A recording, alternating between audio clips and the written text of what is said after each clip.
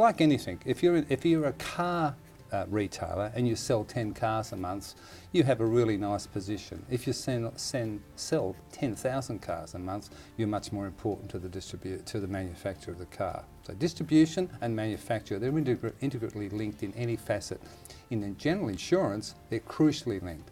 So the more premium you can put through an insurer, the bigger spread of risk they've got in the event of a claim. So if you're putting a little bit of insurance through an insurer and you have a major claim, it takes a long time for them to recoup their cost.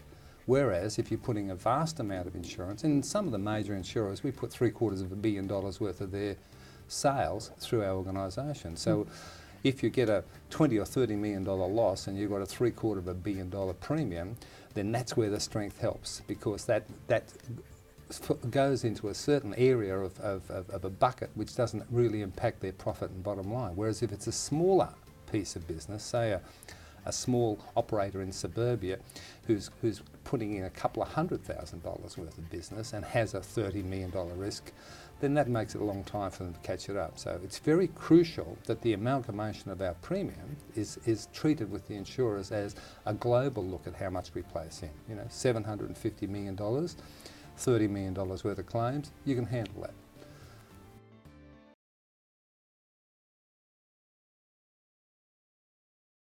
One that springs to mind is only fresh within the last month. It was about a major fire for an international company, so they were a high-profile client.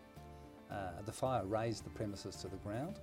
The insurance broker got to the premises the day after the fire. Everything was set in motion. Things were going fine.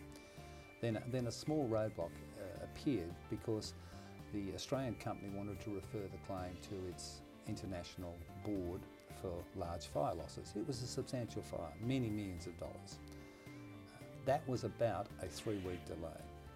I was able to intervene when that was brought to my attention and speak directly to the National Claims Manager. I had his home phone number, I had his mobile.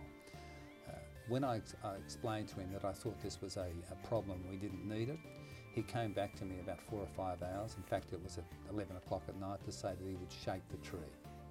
The next morning, I got a copy of an email just after 7 o'clock in the morning, which had gone directly to the client saying, please give us your banking details, and a very substantial amount of money was put into their bank account by 9:30 that morning. That's the strength.